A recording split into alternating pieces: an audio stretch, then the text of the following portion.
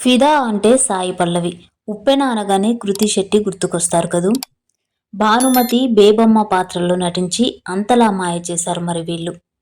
ఈ సినిమాల్లో హీరోలుగా నటించింది వరుణ్ తేజ్, వైష్ణవ్ తేజ్ అనే విషయం తెలిసిందే. అయితే ఈ పాత్రలు ముందుగా వేరే హీరోల కోసం అనుకున్నవనే సంగతి చాలా మందికి తెలీదు. ఎవరా కథానాయకులు అంటే మహేష్ బాబు, విజయ్ దేవరకొండ. దర్శకుడు శేఖర్ కమ్ముల ముందుగా ఫిదా కథని మహేష్కి వినిపించారు. అయితే ఆయనకు ఈ కథ బాగా నచ్చింది. అదే సమయంలో వేరే ప్రాజెక్టుతో బిజీగా ఉన్నారాయన. డేట్స్ కుదరకపోవడంతో మహేష్ ఈ ప్రాజెక్టు చేయలేకపోయారు.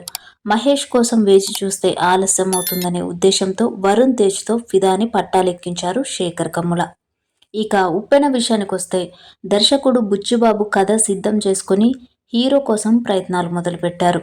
ఈ క్రమంలో విజయ్ దేవరకొండ అయితే బాగుంటుందనుకున్నారు. అయితే అర్జున్ రెడ్డి చిత్రంతో విజయ్ రేంజ్ పెరిగిపోయిందని, అలాంటి పరిస్థితుల్లో విజయ్ని ఈ ప్రేమ కథలో నటింపజేయడం సరైంది కాదనే నిర్ణయానికొచ్చారు బుచ్చిబాబు. లుక్స్ పరంగా విజయ్ లాంటి కుర్రాడే కావాలి. అర్జున్ రెడ్డిలో విజయ్లా కథని భుజాలపై వేసుకొని నడిపించగలిగే కొత్త నటుడు కావాలనుకున్నారు. ఆ అన్వేషణలో భాగంగా సామాజిక మాధ్యమాల్లో వైష్ణవ్ ఫోటో చూసి తనే ఉప్పెనకి హీరో అని ఫిక్స్ అయిపోయారు బుచ్చిబాబు. అలా వచ్చిన అవకాశం సద్వినియోగం చేసుకొని వరుణ్ తేజ్, వైష్ణవ్ తేజ్ మంచి విజయం అందుకున్నారు.